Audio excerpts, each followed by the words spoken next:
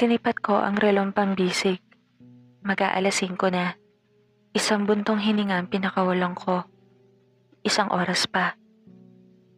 Tinuon ko ang mga mata sa labas ng bintana. Pinipigilang mairita sa mga kaklase kong hindi na ata napapasma ang lalamunan at tila kakatawa at kakasalita. O siguro, ako lang talagang nakakapag-isip ng ganoon. Hindi ko kasi gusto ang laging nagsasalita, lalo na kung hindi naman importante. Pumikit ako, sumandal, at nagsumikap na hindi pakinggan ang ingay ng mahigit 50 kaedad ko na sabay-sabay na nag-iingay. Arabels, sabay tayong umuwi mamaya ha? Pukaw sa akin ni Belinda, kunot noong dumilat ako. Lagi naman tayong sabay nagtatakang wika ko. Umupo si Belinda sa desk na upo ang kahoy sa tabi ko. Humaba ang nguso at humalukip-kip. Tayong dalawa lang, hindi kasama si Sonia. Inis ng wika nito. Tumuon ang mata ko sa desk na umuga bahagya. Huwag mong bigatan ng pag-upo dyan. Kakapako lang kanina dyan ni Marvin. Wika ko, sabay tingin sa seatmate kong nasa sulok at kalaro ang ilang kaklase naming nagdi-digits. Muli kong tinuon ang mata sa upo ang hindi pantay-pantay ang bahagi. Ganon talaga pag public. Kadalasan, ang estudyante ang nagkukumpuni ng sariling upuan. Pag natapat siya sa sira, pilit pinapagamit pa sa amin ng mga upuang kahoy na dapat ay pinanggagatong na lang. Tingin ko, ito pa yung upuan ng tinatagang pampublikong paaralang ito. Hindi na ako magugulat kung minsan makita ko sa ilang bahagi nito ang sulat kamay ni Lola. Dahil literal na panahon pa ng hapon ang paaralan namin. Maingat na umalis sa pagkakaupo si Belinda at sinipat ang likurang bahagi ng paldang kulay asul. Pinasuri rin sa akin kung nabutas ba ng pakong nakausli sa gitna ng desk. Naramdaman niya ata pag upo kanina. Umiling ako. Dahil nga kadalasang do-it-yourself ang diskarte namin sa upo ang sira upang magamit, may ilang kaso ng pakong laging sumasabit sa mga uniform namin. O minsan, kalawang galing sa ilang bahagi ng bakal sa naturang upuan. Minsan pag minalas, napupunit o nabubutas. Umupo ng maayos si Belinda, saka muling humaba ang nguso at humalukip-kip. Nag-aaway na naman kayo? Tanong ko. Tumirik ang mata niya. Ako naman ay saglit tumayo at lumingalinga. Hinanap ang isa ko pang matalik na kaibigan. Nakita ko ito sa bandang unahan ng row. Subsub ang mukha sa bagong biling song hits. Ngumangata ng topilak. Muli akong umupo. Ano na naman ang isyo ngayon? Tanong ko. Nagkipita ng ngipin nitong sumagot. Sabi niya kasi, ngongo kumanta si Nick Carter. Nailing ako. Wala na bang ibang paksa ang away niyo? Puro na lang boy band. Sawata kong sagot. Pinandilatan ako ng mata ni Belinda. Si Nick Carter yun. Ang papakasalan ko balang araw. Sino siya para dutsa-dutsain na mapapangasawa ko? Sabi niya, halatang halata daw ang pagkangongo niya dun sa part niya sa Shape of My Heart. Bumuntong hininga ako. Magkaibigan ang dalawa pero magkaiba ang mga hinahangaan. Muli akong napatingin sa relo. Bakit nga pala puro seatwork lang tayo ngayon? Pag-iiba ko ng paksa. May emergency meeting daw. Labas sa ilong na sagot nito. Tumango-tango ako. So hihintay na lang pala namin ang huling bell ng uwian. Napangalumbaba ako. Nga pala Arabels, may magbubukas na 7-Eleven sa bayan. Gusto mo dumaan muna tayo? Wika ni Belinda habang nilalabas sa bag ang kulay pink na pulbong pants.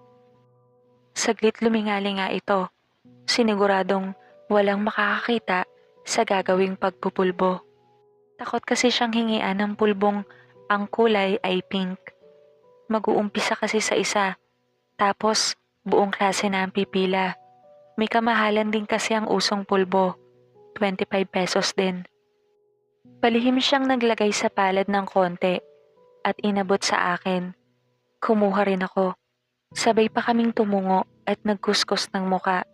Nilabas ko sa bag ang may kaliitang salamin.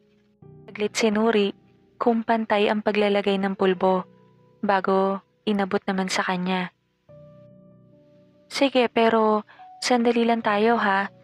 Dumating kasi si Lola, kaya gusto kong maagang makauwi. Tumangutango si Belinda habang mabilisang nagpahid pa ng lip balm. 5 buwan ko nang hindi nakikita si Lola mula nang magpaalam itong may pupuntahang probinsya dahil may mahalagang aasikasuhin. Miss na miss ko na siya. Feeling ko, crush niya rin si ni Carter ko. Mas gwapo naman kasi yun di hamak sa Justin Timberlake niya, ano? Hindi pa rin makamove on na wika ni Belinda. Nang tumunog ang bell, ay agad akong kinaladkad ni Belinda at nakibalya sa sandamakmak naming mga kaklaseng lumalabas sa maliit na pinto.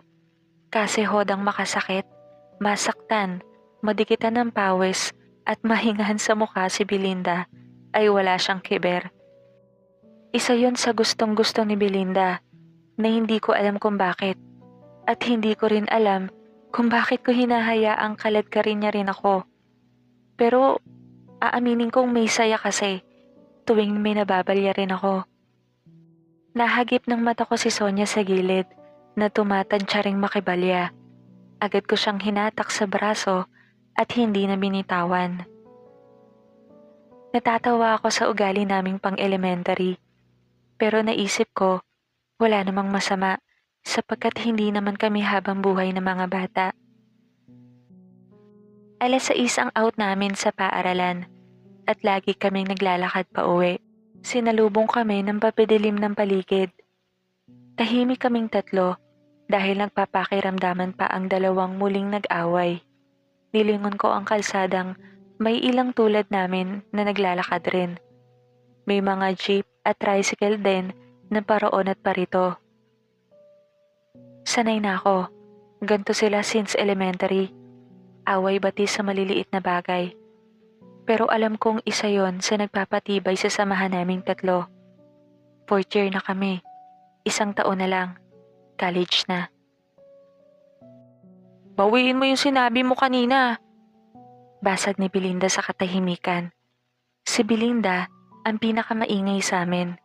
Morena, matangkad, at may pagka-Amazona ang datingan.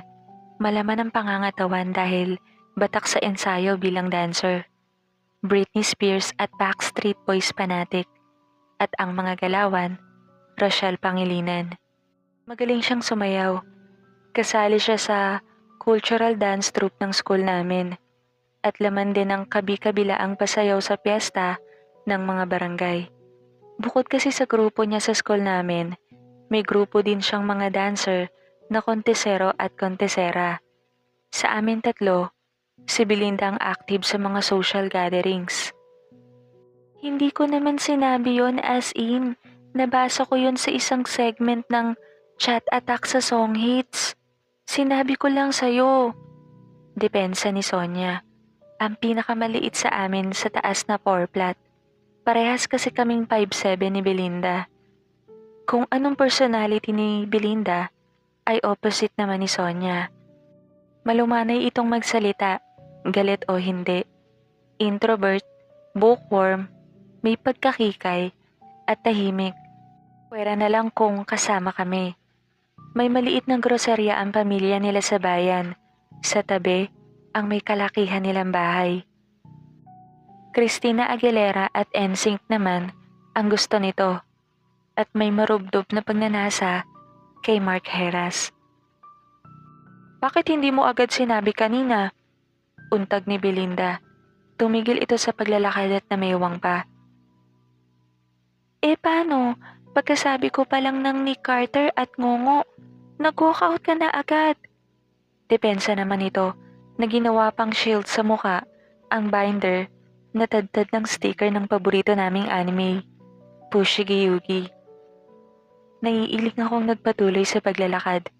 Iniwan silang nagdadramahan pa. Mahaba ang pila, no? Wika ko na pinagmamasdan ng soft opening ng 7-Eleven sa bayan. May 3 tindahan, nakatabi ang 7-Eleven. Isang maliit na bookstore na puntahan namin madalas dahil lagi silang may bagong batch ng iba't ibang klase ng stationery at song hits. Ang isa naman ay mga ready-to-wear na damit at rentahan rin ng mga barongs at gown. At ang huli, isang bakery na ginagawa pa lang. Base sa obserbasyon ko, ay malapit na rin itong matapos.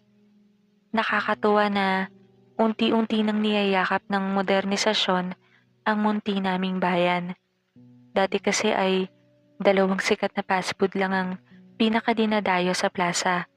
Ngayon ay tila kabuti ng nagsusulputan ang mga tindahan, angkat pa ang produkto sa Maynila. Bahagya lang akong nangangamba. Lumalaki na ang sinasakop na espasyo ng modernisasyon. Marami-rami ring mga puno ang napuputol. Saglit kong nilinga ang mga bundok na nakapaligid sa aming bayan. Sana maibalanse ang modernisasyon. Huwag sana madami masyado ang mga punong nagbibigay ng malinis na hangin at kanlungan ng mga hayop na roon ay naninirahan. Nag-umpisang magsindihan ng mga ilaw sa bawat poste ng plaza, maging sa mga tindahan na ginustong magtinda kahit gabi. Matyaga kaming nakapila para sa libreng Slurpee pag bumili ng kahit anong produkto sa naturang tindahan. Nang may tila tumawag sa akin, kunot noo kong ginala ang paningin sa paligid hanggang sa masumpungan ang isang babae na nakabistidang itim. Walang manggasang sa tinitong bestida, mahaba ang tuwid na itim na buhok. Nakatingin ito sa akin at bahagyang kiniling ang muka. Bago pasimpleng sumenyas na lumapit ako. Hindi ko na sana papansinin ang pagyaya nito ngunit napansin kong wala itong suot na sapin sa paa na kinakuryoso ko. Wala kasing tao na nasa matinong pag-iisip ang may maayos na bestida ngunit walang sapin sa paa. At walang pakialam sa mga makakapansin sa kanya. Isang ugali na madalas na ginagawa ng isang kodayon. Saglit ako nagpaalam sa dalawa at sinabing may kakausapin lang ako. Puntahan na lang nila ako sa stage di kalayuan pag nakabili na sila. Sabay pang tumango ang dalawa bago ako tumalikod. Saglit kong kinapa ang nakaplastik na asin sa bulsa. Hindi nakabuhol iyon at madaling maisasaboy kapag hiningi ng pagkakataon. Ang babae naman ay lumapit sa nagtitinda ng palamig. Tinuro nito ang limonada na nasa malaking babasaging jug at nagbigay ng 50 pesos sa tindera. Bago tinuro ako, muli itong naglakad patungo sa stage. Nang ilipat ko ang mata sa tindera ng palamig, ay mabilis nitong nilagyan ang 2 malaking basong plastik ng maasim na inumin at iniaabot sa akin. Nalilitong nilapitan ko ang tindera at tinanggap ang inaabot nito. Nang hanapin ng mata ko ang babae, ay nakaupo na ito sa gilid ng entablado na may ilang batang naghahabulan. Napabuntong hininga akong sumunod. Sa gitna ng plaza, may malaking stage na laging ginagamit pag may pagdiriwang sa aming bayan.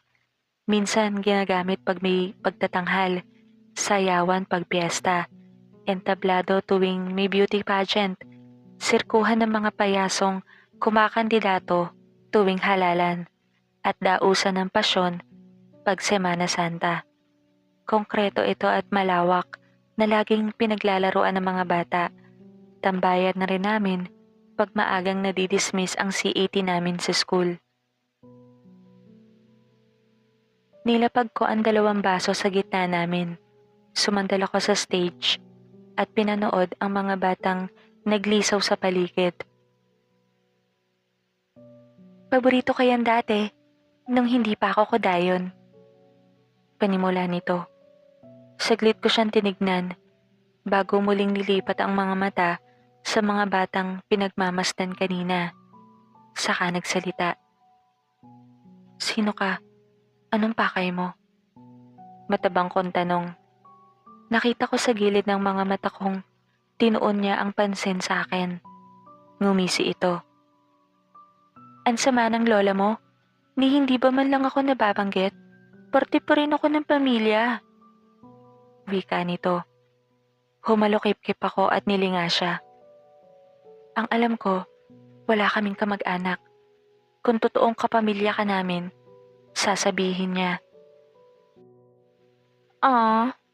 Ang sakit naman. Tila nakakalokong sagot nito. Tinignan ko siya na matiim. May konting hawig si ina sa babaeng ito. Manipis ang mataray na kilay. Prominente ang ilong. Makakapal ang pilik at sensual ang pulang labi na mapanukso kung makangiti. Nagpapadagdag pa ang maliit na itim na nunal sa ibabang bahagi ng labi nito. Maganda siya.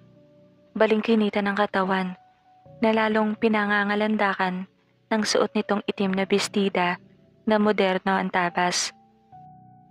Walang masama kung sumilip ako paminsan-minsan sa mga kamag-anak, hindi ba? Nakakapagod rin laging maglagalak. Wika nito. Hindi ako sumagot at hindi ko rin inaasahan ang malalim na buntong hiningang inilabas nito habang nakatitig sa aking mata. Ang laki ng nakuha mong parte kay Fernando. Tuwing nakikita ko ang mga matang yan, parang sumisilip na rin ako sa nakaraan. Wika nito.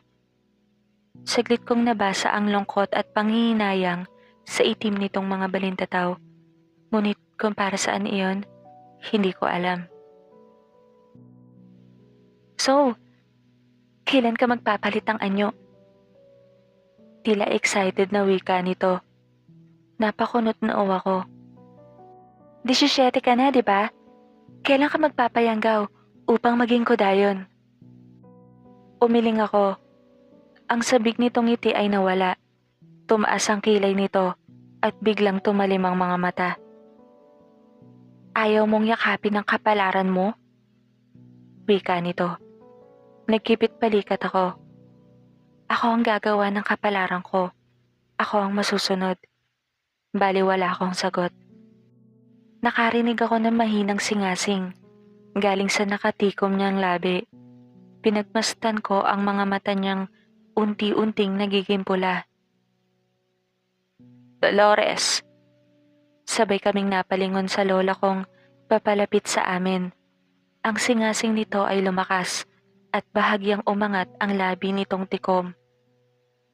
Saglit sumungaw roon ang mga pangil na naghahabaan. Tila ito napapasong na paatras nang tuluyang lumapit si lola sa tabi ko. Bago mabilis na tumindig, saglit na tinapunan ako ng matalim na tingin bago nakangising tumalikod. Agad nawala sa paningin namin. Katulad ni lola ang bilis niya. Tila hangin. Inakbayan ako ni lola bago hinalikan ako sa ulo. Napayakap naman ako. Sino siya, lola? Tanong ko na muling tinanaw ang direksyong tinahak ng babae. Naramdaman kong bumuntong hininga siya bago sumagot. Si Dolores. Tiyahin ko. Nanlaki ang mga mata ko. Agad akong kumala sa pagkakadikit kay lola bago tinitigan ito sa mata. Paanong magiging tiyahin ni lola ang tingin kong nasa 20 anyos na babaeng kausap kanina? Tila nabasa ni lola ang iniisip ko, kaya muli itong nagwika. Naaalala mo yung kwento ko sa'yo dati, kung paano magkaroon ng habang buhay na kabataan. Kibit balikat nitong paliwanag. Napasapo ako sa bibig. Kumain siya ng sanggol na may samyo ng presa? Kinikilabutan na wika ko. Tumangutango si Lola. Tila ako ng hina. Samut-saring tanong at mga isipin ang gumulong sa utak ko. Alam ko naman na tao ang pangunahing pagkain ng mga aswang. Pero hindi ko ma-imagine yung baby na kinakain. Nakakangilo pag sinusubukan ko. Oo, mga tropa mo. Turo ni Lola sa dalawa kong kaibigan na nagtatawanan. Nang makita nila si Lola, ay nag-unahan ng dalawa upang magmano sa paborito kong abuela na paborito rin nila. Sinong gusto ng iskapeti? Nakangiting anunsyo ni Lola sa dalawa. Tila naman mga paslit na nagtaasan ang mga ito ng kamay. Bitbit pa ni Belinda ang supot ng 3 Slurpee nang mauna ito sa amin patungong Jollibee. Umakbay si Lola sa akin at kay Sonia. Saglit kong tinapunan ng tingin ang hindi nagalaw na mga baso ng limonada. Bago siniksik sa isip kong ako ang gagawa ng kapalaran ko.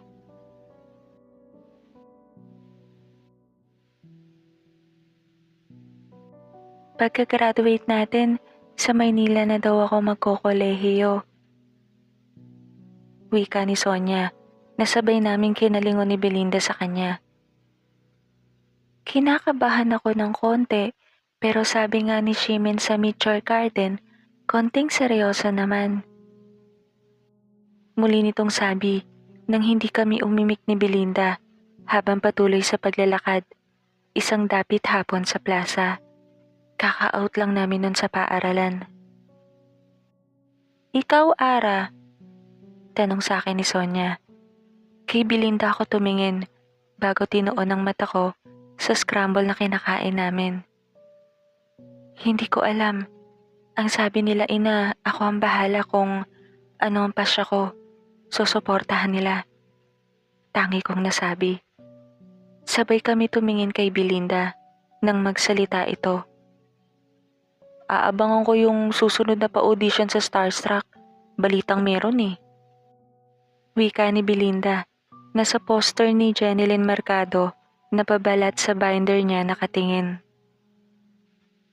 Napatango-tango ako. August na.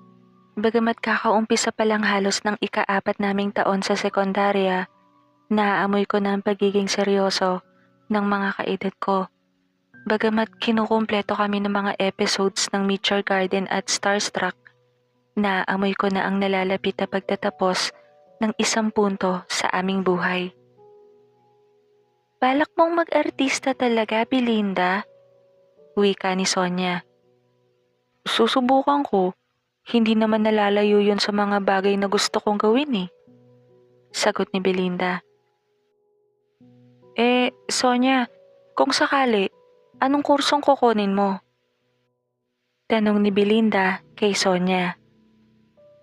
Gusto kong maging teacher. Agad na sagot naman ito. Hindi na ako nagtaka. Mahilig itong mag-aral at matyagang magturo kay Belinda pag nahuhuli ito sa mga aralin dahil sa kaka-attend din ng mga pasayaw sa bayan. Ako journalism. Wika naman ni Belinda. 2 pares ng kuryosong mga mata ang tumingin sa akin. HRM? Wika ko. Hindi ka sure? Ani Sonia. Naghipit balikat ako. Muli sana kaming maglalakad nang sabay-sabay kaming napahinto sa amoy ng nilulutong tinapay. Amoy banilya. Tila iisang taong napalingon kami sa bagong bukas na panaderya na pinipilahan ng mga tao. Ang bango no? Wika ni Belinda. Tara, bili tayo. Yaya naman ni Sonia. Sumunod ako nang mag-unahan ng 2 tumakbo, nakihintay sa mga taong matyagang nakapila sa bagong bukas na panaderya. Anong senyo? Wika ni Belinda nang malapit na kaming sumunod sa pagsisilbihan. Yung naaamoy kong banila, ano yun? Yun ang gusto ko. Wika ni Sonia. Natuon ang paningin namin sa 2 babaeng umiistima ng mga customers. Isang tisay na ginang na kasing edad ata ni ina na naglalaro sa 40 ang gulang at isang may kayumang gimbalat na babae na hula ko ay nasa 25 pataas. Mabibili sila kumilos, halatang hindi bago ang ginagawa. Mula sa loob ng di kalakihang panaderya ay lumabas galing sa bulaklaking kortina ang isang binatilyo. Natansya ko ay kaedad ko lang. May hawak itong stainless na tray na puno ng mga may kalakihang mga buns na kulay chocolate. Doon ang gagaling ang matamis na samyo ng vanilya. Mula sa tray niyang hawak, tinuon ko ang paningin sa mukha ng binatilyo.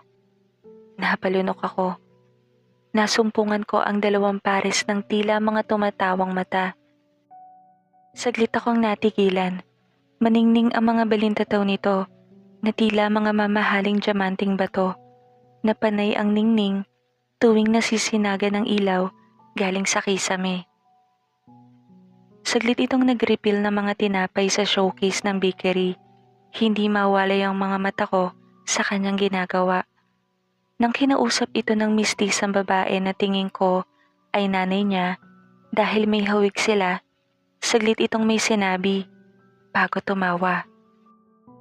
Pinigil kong mangiti nang masilayan ang pantay-pantay nitong puting ngipin at ang paglitaw na nag-iisa ngunit cute nitong dimples sa gilid ng kaliwang pisngi. Kay Ara yung boylet na panadero, ang wika ni Sonia na nagpabalik sa aking atensyon sa dalawa. Ha? Tangi kong nasabi na hindi pa rin maalis ang tingin sa binatang may tangang pang tray na may ilang piraso na lang na buns ang natira. Aww, kamukha niya si Stefano Mori. Bulong ni Belinda sa amin. Sinaway ni Sonia ang maingay naming kaibigan nang kami na ang iniistima ng tindera na may kayumangging balat. Ano hong sa inyo mga miss? Nakangiti nitong wika. Sabay na tinuro ng 2 hitad ang binatilyong minamasdan ko. Nakinangiti naman ng tindera. Alin po doon, yung butsi vanilya o yung panadero? Nanunukso nitong wika na kinatingin naman ng binatilyo sa amin. Butsi vanilya po sa aming 2. Wika ni Belinda na tinuruan sarili at si Sonia. Dito naman po sa isa kong kaibigan yung panadero na lang, magkano po? Maluwag ang ngiti na sabi nito. Lumipat ang tumatawang mata ng binatilyo sa akin. Nang muli itong umiti, ay lumabas ang maliit na biloy sa gilid ng labi nito muli. Tila nag-init ang mga tenga ko. Pasimple kong nilipat ang mga mata sa bandang likuran ko. Maraming nakapila. Mauna na ako sa stage, sunod na lang kayo. Iwas ko bago lumakad palayo. Komportable kaming nakaupo sa gilid ng stage at nilalantakan ng biniling pagkain nang may sabihin si Belinda sa pagitan ng pagnguya. Sean daw. Nagpatay mali siya ako. Sean daw. Ulit naman ni Sonia nang hindi pa rin ako kumibo. Sean daw. Sabay na wika ng 2. Anong problema niyo mga baliw? Wika ko habang kinakagat ang may kalakihang buns, bahagyang sumirit roon ang palaman na icing na lasang vanilya. Parang malapit ang lasa sa Bavarian ng Dunkin' Donut, pero mas malilamnam at hindi masyadong matamis ito. Isa pa, malaki ang tinapay. Tingin ko hindi na ako makakapaghapunan mamaya. Sean ang pangalan nung pogi na panadero. Wika naman ni Belinda bago kinagatan ng malaki ang hawak na buns. Anong tawag ulit dito? Tanong ni Sonia na halos isubo ng buo ang tinapay. Butsi vanilya daw, sagot ni Belinda. Si Papa Sean kaya ang lumamas at naghurno nito? Malisyosong wika ni Belinda na kinatawa naman ni Sonia bago mukhang tanga na pinakatitigan ako. Arabels! Tawag sa akin ni Sonia nang hindi ako umiimik. Ano? Medyo irit akong tanong. Balik tayo. Kunin natin yung number. Nagyayayang wika ni Sonia. Tinuon ko ang mata sa blockbuster na bakery. Bago binalik sa dalawang titig na titig sa akin. Wag muna ngayon. Makakaistorbo pa ang kalandian natin sa negosyo nila. Napangiti ako na maluwag. Mukhang mapupurga ako sa Butsi Vanilla sa mga susunod na araw. Nang pumasok ako kinalunisan, ay binalita sa akin nila Sonia na katabing room lang namin naroon si Sean.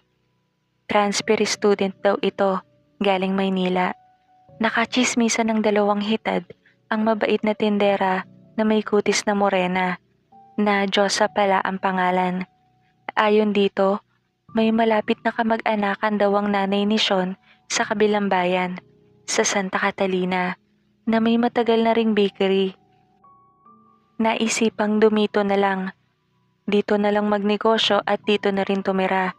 Dahil may komplikasyon sa baga ang tatay ni Sean at kailangan ng malinis na hangin. Doon daw sa Pilanggalingan ay iba ang hangin. Polusyon. Naiintindihan ko yon. Maraming bundok sa bayan namin at puno. Kaya marahil dito na rin nila in-enroll ang kanilang nag-iisang anak. Magaling sumagap ng impormasyon ng dalawa. Baka sa hinaharap, maaari rin na mag-journalist si Sonia. Total, magaling silang kumuha ng impormasyon at naturalesa ang pagiging tsismosa. Abala ako sa pagbabasa ng pocketbook isang hapon sa room. Wala na naman kaming guro at sandamakmak na Manila paper na naman ang pinapakopya sa amin.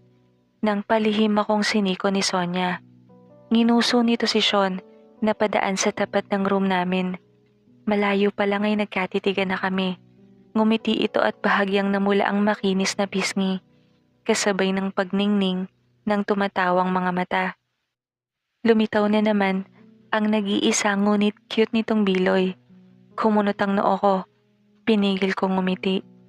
Tila napahiya naman ito na bahagyang tumungo at inilipat sa ibang direksyon ng paningin. Sa lubong ang mga kilay, nanilipat ko ang mata kay Sonia. Nakatabi na pala si Belinda. Nakapangalumbaba ang dalawa at nakatitig sa akin. Anong sinabi niyo sa panadero? Wika ko sa dalawa na agad ng turoan. Tabingi ang ngiti ni Belinda na nagsalita. Nung umakyat kami sa Esperanza's Canteen, nakasalubong namin si Sean. Tapos hiningi namin yung number para sa'yo. Lahat ni Belinda na hindi pa rin makatingin sa akin ng diretso. Bukod roon, ano pa? Seryoso kong wika. Muling sumagot ang huli. Sabi ni Sonia kay Sean, Sean, crush ka ni Ara. Penging number. Panggagaya nito sa boses ng maliit naming kaibigan. Walang tunog na humagik-gik si Sonia. Mga baliw. Angil ko. Sinurot naman ako ng dalawa. Arabels, ngayon ka lang naming nakitang naglaway ng ganyan sa lalaki. Sayang yan. Mukhang crush ka rin naman eh. Patuloy ni Belinda. Sumimangot ako. Hindi tayo sigurado. Baka mabait lang yung tao sa lahat. Paiwas na sagot ko. Napakamot sa baba si Belinda bago nagsalita. Napansin ko nga rin laging nakangiti yun. May saltik ata una mong natipuhan, Ara. Sinamaan ko siya ng tingin. Sumabat naman si Sonia. Pero kung magkakatuluyan kayo, hindi ka na magugutom kasi may bakery sila. Sausaw nito. Natawa ko nang sabay akong sabunutang pabiro ng dalawa. Natigil lang ang harutan namin nang mag-vibrate ang cellphone ko sa aking bulsa.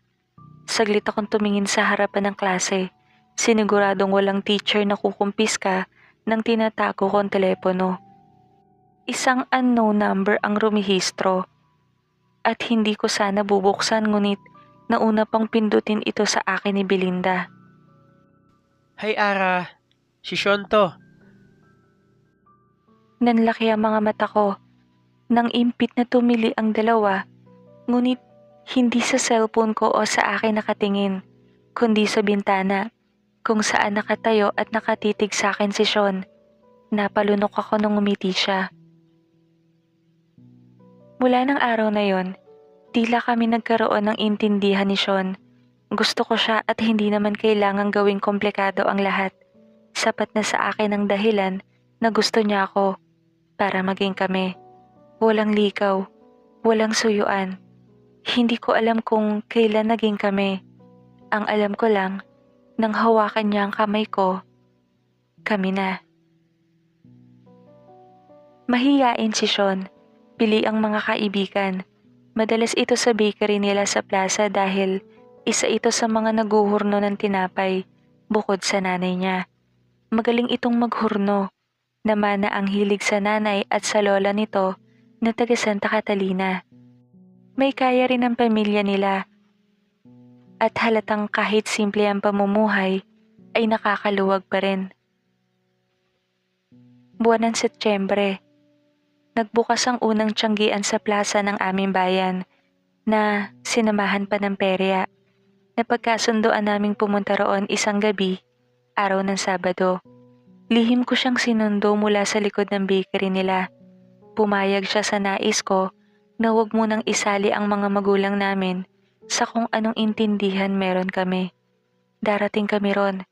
Sa ngayon, gusto ko munang kaming dalawa lang. Masayang naglibot-libot kami sa pasyalan. Ngumata ng pink na popcorn na tinernohan ng sky blue na cotton candy at mumurahing palamig na nagkalat lang. Nang ituro ni siya ng Ferris wheel. Takot ako sa heights, ngunit nang tinignan niya ako na parang batang paslit na niyayaya akong sumakay kami, ay nagpatianod ako. Napatingin siya sa akin nang gagapin niya ang mga palet kong malamig. Nag-umpisang umangat ang kinauupuan namin. Pinigil kong tumili, kasabay ng tila pag-ahon ng puso ko, lalo na nang mamasdan ko ang bawat tolda ng mga trapal na siyang nagsisilbing bubong sa mga tiyanggian. Napakaningning ng mga lumiliit na bumbilya sa bawat tolda ng tiyanggian. Nakakalula ang bawat pagtaas ng sinasakyan naming upuan. Saglit ko pang minasdan ng madaling maiangat na harang sa aming harapan. Bago tinignan siya, tuwang-tuwa siya sa bawat pag-angat at sa mga namamasdang tanawin, lalo na nang makarating kami unti-unti sa pinakatuktok. Kitang-kita ko ang buong bayan, Diyos ko. Nang mapuno ang Ferris wheel, ay nag-umpisang itong umikot. Bumilis ng bumilis. Panay hiyaw ng mga nakakasabay namin. Hindi ako makagalaw, ni hindi ko binura ang mga labing tikom. Tuwing tila nalalaglag kami, galing sa itaas, ay tila naiiwan ko ang puso ko sa tuktok. Nang saglit pa ay biglang dumilim, kasabay ng pagtigil ng Ferris wheel. Nawalan ng kuryente. Putang ina. Natsyempo pa kami sa taas. Maraming naghiyawan muli, halo-halo na. Ngunit nang ituon ko ang paningin ko kay Sean, ay nakatitig ito sa akin. Walang sinabi ang mga bituin sa madilim na kalangitan, sa ningning ng tumatawa niyang mga mata. At bago ko pa napigilan, agad kong tinuwid ang distansya ng aming mga labi. Nalasahan ko pa ang tamis ng kinain niyang cotton candy. Saglit siyang natigilan ngunit agad rin gumante. Ang mumunting halik ay uminit, naging mapusok. Naramdaman kong bigla kaming nalaglag muli, kasabay ng pagliwanag ng paligid. Kahit nakapikit ako, ngunit wala na akong pakialam. Nalunod ako sa tamis ng unang halik. Ito na ata yun, yung sinasabi nilang pagiging mapusok. Tuwing nadidikit ang mga braso ko sa braso ni Sean, gusto ko siyang pupugin lagi ng halik. Sa aming dalawa, ako ang promotor ng kapusokan. Parehas kaming inosente pero lahat nadidiscover namin kapag kaming dalawa na lang ang magkasama. Sunod-sunod na tapik sa bewang ko ang ginawa ni Sean. Tanda ng kailangan niyang sumagap ng hangin mula sa malalim na halikan namin. Saglit kong pinakawala ng maganyang labi. Agad hinabol nito ang hininga. Binaba ko ang mainit na bibig sa punong tenga niya na malagi roon. Unti-unti kaming nadadarang habang nakakandong ako sa kanya isang hapon mula sa kanyang silid. Marahas siyang humihingal habang inaayos ang pwesto namin sa katre na kinauupuan. Maingat na kinuha niya ang kanang hita ko saglit. Hinubad ang sapatos kong suot roon bago pinihit ako paharap sa kanya. Saglit siniguradong komportable akong nakakandong paharap. Ang lakas ng kabog ng dibdib namin.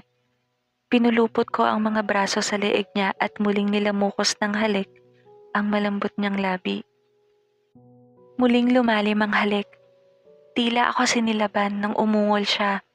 Tinanggal ko ang mga braso sa pagkakalingkis sa leeg niya. Magkabilang hinawakan ang nakayakap niyang mga kamay sa bewang ko na hindi gumagalaw.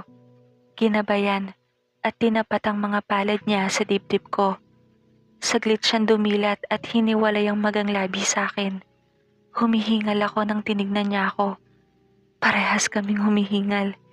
Sunod-sunod na tango ang ginawa ko dahil hindi ko rin maisatinig ang mga salitang nais kong sabihin. Akmang kakalagi na ng nanginginig na kamay ni Sean ang mga butones ng uniforme kong suot nang may kumatok sa pinto. Sabay kaming napalingon at nagmamadaling lumayo sa isa't isa. Buti na lang at nakalak ang seradura. Akala ko ba nasa bayan ng mama mo? Pabulong na tanong ko habang tinitipo ng buhok kong sumabog na ayoko sa lahat. Malimit kong pinupusod iyon dahil makapal. Ngunit gustong gusto ni siya na nakalugay lagi iyon tuwing magkasama kami. Shit. Nakalimutan ko. Maglalaba pala si mama ng mga kortina. Sagot nito sa akin na tila ngayon lang naalala. Akala ko ba ikaw ang naglalaban ng mga damit niyo? Tanong ko. Hindi kortina. Sagot muli nito. Sabay kaming napatingin ng bumukas ang pinto. Niluwa niyo ng mama ni Sean. May susi ito sa kamay. Napalunok ako nang magpalipat-lipat ang tingin nito sa aming dalawa. Nakaawa nga mga labi nito habang tangan sa mga braso ang makapal na mga kortina. Bago nahamig ang sarili at kunot noong nagwika. Akala ko naman kung ano nang nangyayari sa'yo. Naririnig ko. Panay ang mararahas na paghinga mo. Akala ko kung napano ka na. Wika nito na nakatingin sa akin at hindi sa anak niya. Si Ara po. Natatarantang wika ng nobyo ko. Isang tipid ng ngiti ang sinagot ko bago. Magandang hapon ho. Tangi kong nasabi. Biglang sumungaw ang mukha ng tatay ni Sean sa pintuan. Tinatanong kung ibababad pa yung mga punda. Napatungo ako nang magtama ang mata namin ng papa ni Sean. Maging ito ay tila naumid ang dila. Akala ko ay nasa bayan rin ang papa niya. Akala ko lang pala. Agad kong inayos ang sarili. Kinuha ang bag at magalang na nagpaalam.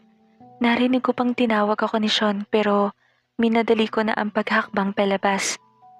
Natatawa akong nalulusaw sa kahihiyan. Nang makalayo ako sa street nila, ay agad kong pinara ang paparating na tricycle. Ilang miss call at text ni Sean ang rumihistro sa cellphone ko nang silipin ko ang oras. Ngunit, pinili ko munang wag itong basahin. Sabado ng umaga, abala ko sa pagsasalansa ng sinibak na kahoy nang maulingan kong may nagtatao po sa entrada ng aming bakuran. Napakunot noo ako. Napatingala sa tirik na sikat ng araw. Napakaaga naman ang bisita, kung sino man yun. Bahagya akong pinagpag-andamit na naalikabukan bago sumilip sa entrada ng bakuran. Naroon si ina, kinakausap ang 3 taong bisita. Nanlaki ang mga mata ko. Si Sean, kasama ang mama at papa niya. "Nasaan ho si Ara?" Tanong ng nanay ng katipan ko. "Nasa likod, nagsisibak ng kahoy." Baliwalang sagot ni ina bago inaya ang 3 papasok sa aming munting dampa. Nakita ko pang nagkatinginan ng mag-asawa bago tumingin kay Sean na nagkibit balikat lang. "Ara, may bisita ka." Tawag ni ina mula sa loob. Isang buntong hininga ang pinakawalan ko bago mabilis na tinapos ang ginagawa. 10:00 pa lang. Marami akong nakahanay na gagawin. Baliko na sana ako sa kusina nang makita sa entrada ng bakuran si Lola. Papasok na rin. Katulad ng dati, may dala itong may kalakihang bayong. Interesante. Mapupuno ng makulay na paksa ang hapag namin ngayon. Naipagpasalamat kong wala si ama at nasa bukid. Alam ko kasing bukod kay Lola at ina, si ama ang tsak maieskandalo pag nalaman ng pakay ng mga bisita ko ngayon. Tumuloy ako sa kusina. Ilang hakbang roon, nakita kong nakaupo sa silya ng hapag ang 3 bisita ko. Si ina ay abala sa paglalagay ng ube halaya sa maliliit na platito. May kanya-kanya ng iniinom na kape ang 3. Si Sean ang unang nakakita sa akin.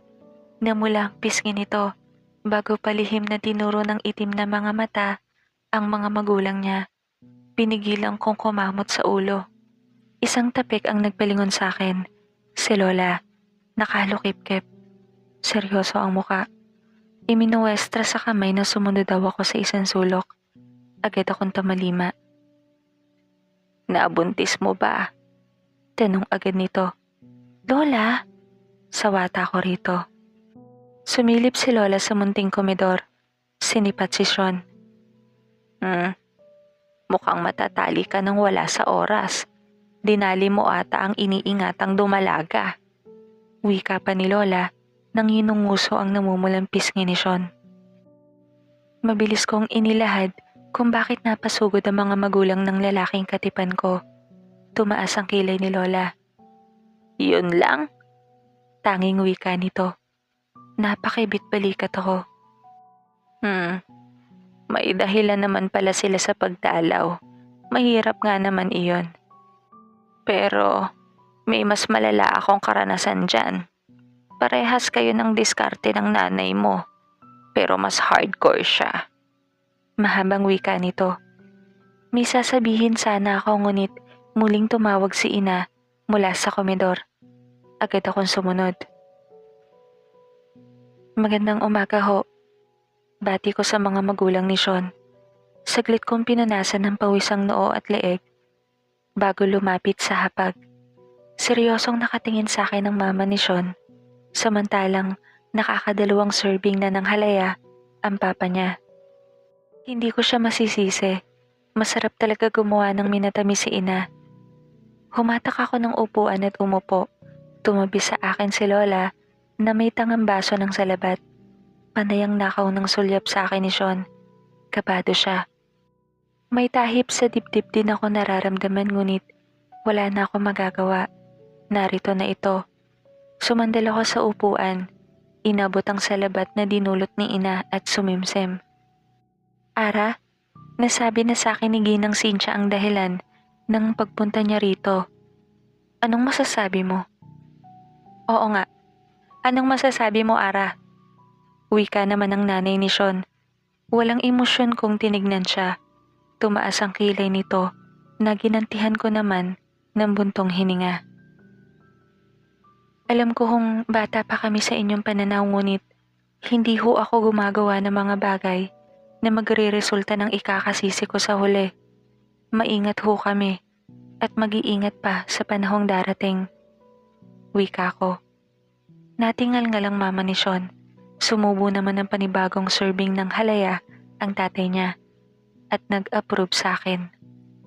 "Ma, Sawata ni Sean. na binaliwala ng ginang. Ganun lang yon? Anong ibig niyo sabihin na mag-iingat pa kayo? Hindi halos makahumang wika ni Aling Cynthia. Ma, 17 na kami. Alam namin ang ginagawa namin. Wala kayong dapat ipag-alala rito. For God's sake, ma. Lalaki pa ako. May pagtutol at hinampong kastigo nito na ginamitan ng mababang tono ng pagsasalita nang sumagot sa ina. Medyo nakakaila nga naman. Ako ang babae, pero sila ang sumugod sa bahay namin para lang sa sermon at pangaral sa eksena na nakita kahapon.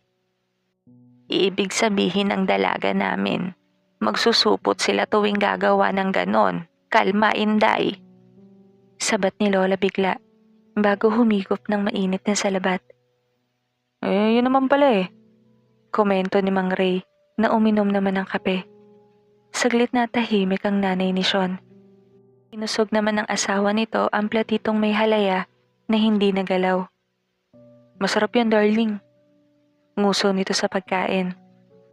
Tinoon ko ang mata kay Sean na nilulunod ang sarili sa isang tasang kape. Hindi pa niya nakakadaupang palad si Lola, kaya alam kong nagulat siya sa kaprangkahan ng paborito kong abuela. Tumikhim si ina. Lahat kami ay napatingin sa kanya. Alam kong lubos kayong nagugulat sa mga nangyari, ngunit masasabi kong responsable ang anak ko. Siguro nga, sa inyo ay bata pa ang kanyang edad. Ngunit ako ang nagpalaki kay Ara. Alam kong bago siya gumawa ng isang bagay, ay tinitimbang niya muna ito. Naniniwala akong wala sa edad ang basihan ng maayos na pagdedesisyon. May ilan diyang nasa tamang edad nga, ngunit hindi nag-iisip ng tama. Tumataka sa mga responsibilidad at pikit matang sumusuong na lang sa kapusukan. Tingin ko lahat tayo ay nagdaan sa puntong iyon ng ating buhay. Naranasan natin at meron tayong natutunan. Hayaan natin silang magdesisyon at pag nadapa, hayaan natin silang bumangon. Mahabang wika ni ina. Pinigilan kong mapanganga.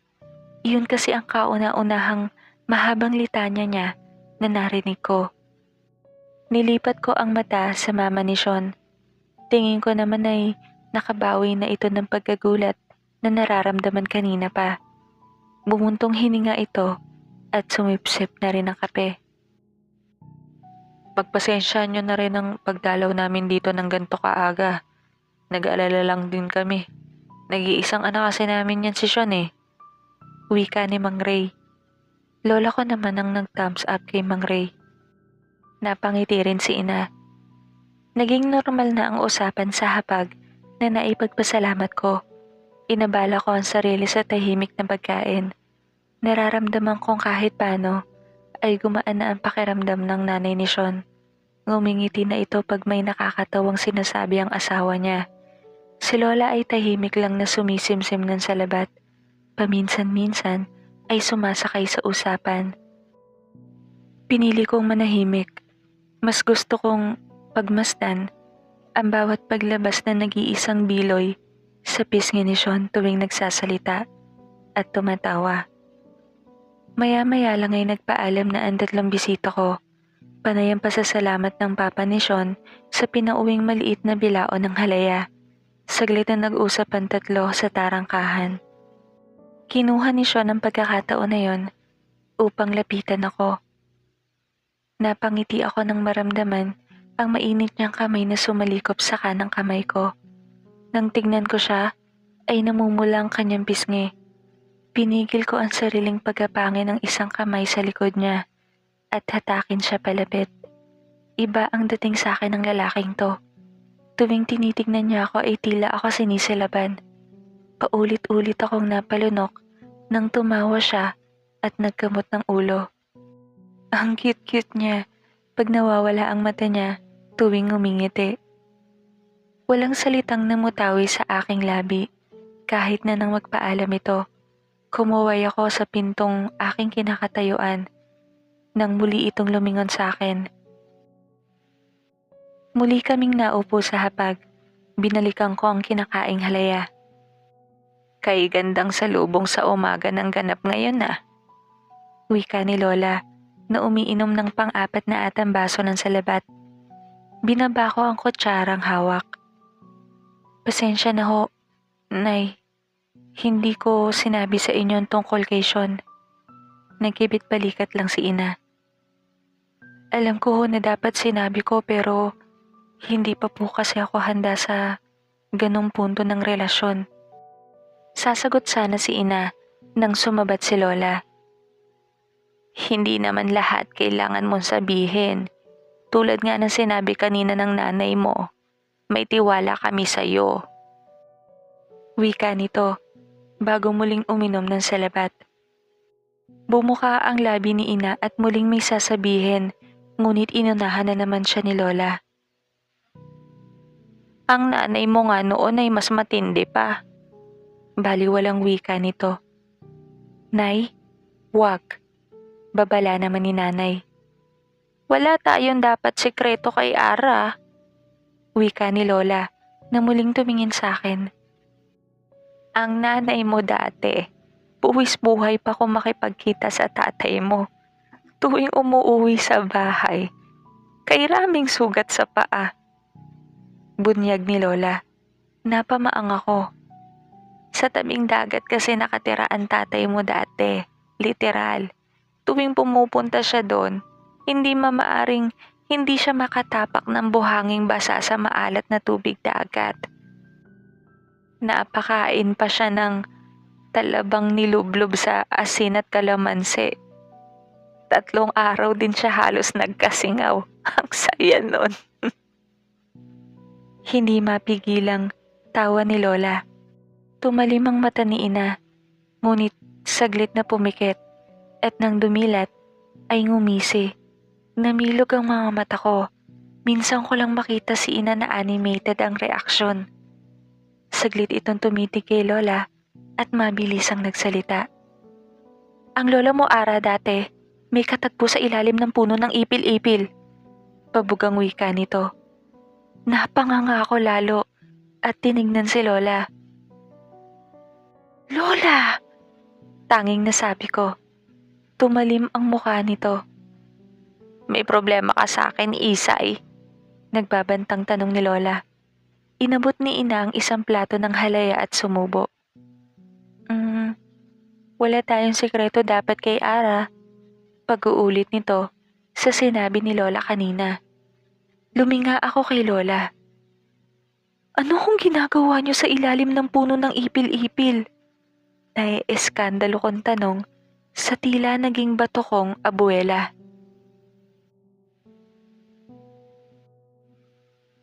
Nananalantay sa akin ang dugo ng kodayon.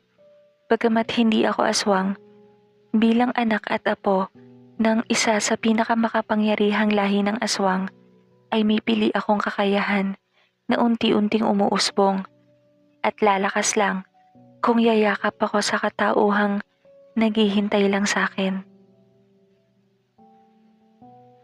Naging sensitibo ang pang-amoy ko. Kung noon ay hindi ko naaamoy si Lola at si Ina, ngayon ay ramdam ko ang presensya nila. Iisa ang kanilang amoy. Amoy rosas. Rosas na bagong bukadkad. Mas matapang lang ng konti ang samyo ni Lola kay Ina. Nakakatalon na rin ako ng may kataasan. Nadiskubre ko iyon nang minsan sinubukan kong tumalon mula sa bintana ng kwarto ni Sean. Naisampalapag rin ang taas. Noong tumungtong ako ng 15, may binigay sa aking regalo si Lola. Ang tawag niya roon ay Ningas. Tuwing nasa paligid siya at nais niya akong tawagin nang hindi ginagamit ang boses, ay umiinit at bahagyang umuusok ang kwintas na may batong topas na regalo niya sa akin nung mag-14 ako. Ang sabi pa niya, kung may taong nagbabalak sa akin ng masama, ay mapapaso tuwing hahawakan ako kahit saang parte ng katawan. Kaya wag ko daw iwalay ang kwintas sa aking katawan sakaling may aswang o ibang taong magtangka sa akin ng masama. Kailangan muna nilang matanggal ang alahas sa katawan ko bago nila ako matangay. Kahit hindi ko man sabihin, kay ina at kay lola, alam na nila ang pasya ko. Yun ay ang manatiling purong tao. Kung wala akong gawain sa bahay at lakad kasama sila Belinda, madalas akong magpalipas ng oras sa bakery ni Sean. Mas madalas siya ang naghuhurno ng tinitinda nila sa araw-araw. Masipag siya at planado ang hinaharap. Pagkatapos ng high school raw, kukuha siya ng kursong mas magpapalawig ng nalalaman niya sa pagbibake at pagluluto. Depende sa taon at sa gusto niyang malaman pa at matutunan. Pagkatapos, tanong ko, habang tumutulong sa pagsasalansan ng mga bagong dating na sangkap para sa pagbibake. Saglit tumigil si Sean sa pagmamasa ng tinapay at masuyo akong minasdan. Gusto kong palakihin ng konti yung bakery. Tumango-tango ako. 2 o 3 taon. Pagkatapos, papakasalan na kita. Wika nito na ikinalingon ko. Agad? Tanong ko. Bakit hindi? Muli nitong wika bago iniwan ang ginagawa at lumapit sa akin. Maingat ako nitong iniangat. Pinaupo sa isang lamesang mahaba. Pinaghiwalay ang mga hita ko at paharap akong niyakap sa bewang. Inangkin ang mga labi ko. Pinagapang ko naman ang mga kamay patungo sa likod niya. Pinasok ang mga palad sa loob ng pantalon at namalagi roon. Huwag dito. Bulong niya sa pagitan ng mayat-mayang pagtatanim ng mumunting halik sa labi ko, na bagamat nagbababala ay hindi naman inilalayo ang sarili sa akin. Binawi ko ang mga kamay at pinalupot sa kanyang leeg bago ko sinakop ang mga labi niya. Tumawag si Josa, ang tindera nila, mula sa loob ng tindahan, humihingi ng refill ng mga tinapay. Agad kaming naglayo at ibinigay niya ang kailangan. Nabitin ako sa mga halik niya, kaya pagbalik nito, sinabi kong aakyatin ko siya mamaya sa kanila. Pagtulog na ang mga magulang niya, na agad naman niyang sinang-ayunan, bago pinili kong magpaalam na. Baka kasi wala siyang magawang tinapay sa kakaharot ko. 2:00 ng madaling araw, magkatabi kami sa katre niya. Magkahinang ang mga labi. Pinagapang ko ang daliri sa loob ng t-shirt ni Sean, pababa sa bandang puson. Narinig ko ang marahas niyang pagbuntong hininga nang saglit siyang sumagap ng hangin. Bumuga sa mukha ko ang amoy gatas niyang bibig. Napangiti ako. Muli kong pinagapang pataas ang maiinit na daliri. Pinadaan sa leeg, sa tenga. Bago sinundan ang bawat guhit ng namamaga niyang labi sa kakasipsip ko. Isa sa mga gusto ko kay Sean, hindi siya pumapalag sa kahit anong gawin ko. Maliban na lang kapag nauubusan siya ng hangin tuwing lumalalim ang mga halik. Hindi siya umiiwas pag nakikiliti. Sa halip, pinaglalabanan niyang gumalaw at ninanamnam ang bawat sensasyong nararamdaman. Bukod sa mga buntong hininga at maiiksing pag-ungol niya, gustong-gusto ko kung paano niya paanas na bigkasin ang pangalan ko tuwing magkaniik kami. Iba-iba kasi lagi ang ibig sabihin ng pangalan ko, depende sa tono at pagkakabigkas niya. Minsan nasasabik, minsan umaawat, at higit sa lahat, ang mahaba niyang pagbanggit sa pangalan ko dahil sa sensasyong nararamdaman. Muli kong inangkin ang mga labi niya, ngunit saglit itong lumayo. Binuksan ang CD player na nasa side table. Nagmamadaling inilagay ang paborito naming CD. Saglit lang, tumugtog ang Hanging by a Moment na naging anthem na namin pag magkasama kami. Sinet niya ang kanta sa repeat mode. Hindi dahil sa cheesy nitong lyrics, hindi dahil sa napapanahon itong awitin ngayon, lalong hindi dahil sa upbeat nitong mga hampas ng drums na nakaka-headbang. Kailangan lang talagang kahit paano magpatugtog siya dahil bukod sa maingay ang kama niya, madalas nakakalimot si Sean na may natutulog kaming mga kasama. Nagmamadali niyang kinuha sa ilalim ng unan ang maliit na pakete ng proteksyon na hindi namin winawaglit kahit alipinin kami ng aming mga damdamin. Oo, mapusok kami, pero hindi namin nilalagay sa singit ang mga utak namin. Hindi pwedeng kilig ngayon, tapos bukas kabado kami. Hinata ko siya patayo mula sa aming pagkakahiga sa kanyang katre. Agad kong hinubad ang suot ng blusa. Ganon din ang ginawa niya. Saglit na natulala siya sa pagtaas baba ng dibdib ko sa marahas na paghingal. Isinandal ko siya sa dingding. Iniangkla ko ang isang hita sa bewang niya. Kinawit ang kanang braso sa kanyang leeg. Bago, hinanap ng isang kamay ko ang isa niyang mga kamay na nakayakap sa bewang ko. Kinuha ko ang isa, pahampas na isinandal din ito sa dingding.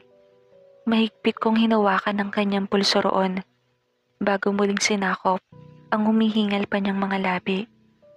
Gumapang ang isa niyang kamay sa likod ko. Hinakapa ang hook ng suot kong bra. Nang saglit siyang matigilan at tinapik ang likod ko, paulit-ulit. Saka ko lang muling pinakawalan ng labi niya. Sumagap siya ng hangin. Sinibasib ko siya sa leeg at dinikit ang dibdib ko sa dibdib niya. Nang bigla itong muling magprotesta. Kunot noong nilayo ko ang sarili sa kanya. Sabay kaming napatingin sa pendant ng suot kong kwintas. Mainit ito at bahagyang umusok. Napapalatak ako. Agad na kumalas sa kanya at hinubad ang suot na kwintas. Initsa sa katre, bago muling inilapit ang sarili kay Sean. Muling naghinang ang aming mga labi nang saglit na naman itong tumigil, bago nangihinang napaupo sa pagkakasandal sa dingding. Agad ko siyang inalalayan. Nang sapuhin ko ang kanyang muka, nakapikit na ito. Tulog na. Nagsalubong ang mga kilay ko nang tignan ang topas na batong palawit sa gintong kwintas. Bahagyang umuusok pa rin ito. Si Lola, bumulong sa hangin at pinatulog agad ang nobyo ko. Istorbo. Nakakainis. Walang hirap na inangat ko si Sean at maayos na inihiga sa kanyang kama. Sinuotan na rin ng t-shirt. Bahagya pa akong napasimangot nang marinig ang paghihilik nito. Naggitngitan ng mga ngipin ko. Kaninang hapon pa ako nabibitin. Agad kong sinuot ang blusang inis na dinampot sa lapag. Inabot na rin ang alahas na init sa kanina at sinuot. Binuksan ng may kalakihang kapis na bintana ng kwarto niya at tumalon. Madaling araw na. Inis pa rin akong naglalakad palayo sa may kalakihang bahay nila Sean nang umihip ang hangin. Naamoy ko ang mabangong samyo ng rosas. Lalo akong nainis. Saglit na tumigil at bumuntong hininga. Ano hong kailangan nyo? Di ko maitago sa aking tinig ang pagkayamot. Nakarinig ako ng magaang na paglapag ng mga paa sa lupa. Pumikit ako. Muling bumuntong hininga. Manang-mana ka kay Isay. Kailangan 2 beses tawagin upang sumunod. Wika nito. Napasabunot ako sa ulo, ngunit natawa na rin. Nilingon ko ang pinanggalingang bahay. Naramdaman ko ang pagtabi ni Lola sa akin. Pinalupot ko ang mga braso sa bewang niya. Pasensya na ho. Hinging paumanhin ko kay Lola. Isang mapinong kurot sa tagiliran ang iginanti niya. Kiri. Wika nito. Napahalakhak ako. Sumabay na rin si Lola. Magkahawa kamay naming tinahak. Andaan pa uwi. Aalis na naman kayo? Tanong ko kay Lola habang tinatahak namin paakyat ang may katarikan daan patungo sa bahay namin ni Inay. May bumisita sa akin kanina. Anino ng kahapon. Nag-aasagutan kami at galit itong lumisan. May pagkagago ito pag masama ang timpla kaya kailangan kong sundan saglit upang malinis ang kagaguhang gagawin. Isa pa, naamoy ko ang bakas ni Dolores, isang barangay mula sa aking tahanan. Isa pa iyong nagdadala ng problema. Kailangan kong masigurong hindi makakatapak ang mga iyon dito. Tumangu-tango ako. Nag-usap na kami ng nanay mo sa bagay na ito. Hindi ko alam kung kailan ako babalik. Wika ni Lola. Mag-ingat ho kayo. Tangi kong nasabi nang tumigil kami sa tarangkahan ng aming bakuran. Ara, huwag mo nang masyadong gumala ngayon. Malapit nang magtag-init. Iba ang gutom ng mga aswang kapag hindi madalas ang ulan. Kumunot ang noo ko. Ano hong pinagkaiba nito sa mga tag-init na lumipas? Tanong ko. Dumating ka na sa edad na hinog na ang katawan mo. Isang dalagitang may batang-batang katawan na pinapabango ng dugong kodayon. Katumbas ng samyo ng dugo mo. Ang mga taong may samyong presa. Mabango ka sa ilong ng mga aswang. Paliwanag ni Lola bago ako niyakap at humalik sa pisngi ko. Tinanguan ni Lola si Ina, nakasalukuyang naghihintay sa tarangkahan. Kapwa namin hinatid ng tingin si Lola, na tila ba hanging nawala nang tumakbo palayo. May inilagay kami ng lola mo na tanda at ilang babala ng pagmamay-ari sa bawat hangganan ng Santa Cruz, lalo na sa arko natin. Ngunit kung lalabas ka ng Padilla, hanggang bukana ng Kogyo ka lang mapoprotektahan ng babalang ginawa namin. Kung maaari sana, huwag ka munang dumayo o umakyat ng Antipolo. At kung kinakailangan man, huwag ka magtagal. Maaga ang pasok ng mahal na araw ngayon, Ara. Maraming dumadayo sa Antipolo tuwing Biyernes Santo, gawa ng alay lakad. Kahit humalo ka sa napakaraming tao, mangingibabaw ang samyo ng dugo mong mabango sa ilong ng mga aswang na dumadayo at nangangaso. Mahabang paliwanag ni Inay. Sa ngayon po, pinupulido namin ang nalalapit na graduation program. Kaya makakaasa kayong wala akong ibang lakad sa mga susunod na araw. Wika ko. Tumangutango si Ina habang hinahanda ang aming hapunan. Hindi ko maiwasang mapaisip. Habang tumatagal, tila lalong nagiging komplikado ang lahat.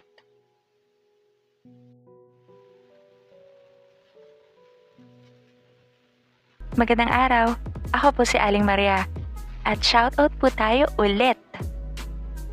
Unang-una sa listahan, shoutout sa'yo, Ma'am Melanie Paison, Miss Timmy, Ma'am Mariam. Shoutout sa'yo, Ma'am Mariam. Kay Ma'am Rowena Rubianes. Kay Kuya Leonardo Manalo. Shoutout sa'yo, Ma'am Maria Teresa Galima. At sa mga anak niya na si Raisa May Mayo at Renante Mayo. Shoutout sa'yo, Mami Moko. Shoutout sa'yo, Miguel Lopena. Shoutout sa'yo, Ma'am Aubrey Delgado. Shoutout sa'yo, Ma'am Emma. May pinapa-request din pala si Ma'am Emma. Pa-special shoutout daw kay Billy Swift Braga. Napaka-amazing mo daw na tao. Napaka-talented mo. Kaya mahal na mahal ka raw ni Ma'am Emma. At ito yung padala niyang flying kiss para sa'yo. Mwah! Yan. Lakas mo sa akin, Ma'am Emma. May pagano ka talaga. Moving on. Shout out sa'yo, Miss D. Kay Ma'am Janice. Shout out sa'yo, Sherwin Cramonte. Shout out sa'yo, Sir Manoy. At sa lahat ng health workers. Seryoso po, maraming salamat po. Shout out sa'yo, Christian S. Kay Sigaw. Kay Admin Blue. Shout out sa'yo, Maria de la Cruz. Lovely Lumain. Mia Solomon. Jojit Asunsa. Feliciano Che. Kay Dazzle Works. Sir Dazzle, maraming salamat sa mga account mo na subs mo sa akin. Grabe, ang dami. Hindi ko mabilang. Yun, shoutout sa'yo, Sir Dazzle. Shoutout sa'yo, Kenny Kiken, Marie Chris De Leon, Marisol P. Estada, Sheila Torrelino, Ramil Cayosa, Alan Samsona, Rosana Adi, Amri Rebong, Pakbet Horror Animation, Bubu Chacha, Jerry Martinez, Charlene Dulat, Maribel Balasa. Shoutout sa'yo, Creepy Bihon. Shoutout sa'yo, Mati Bena Vlog.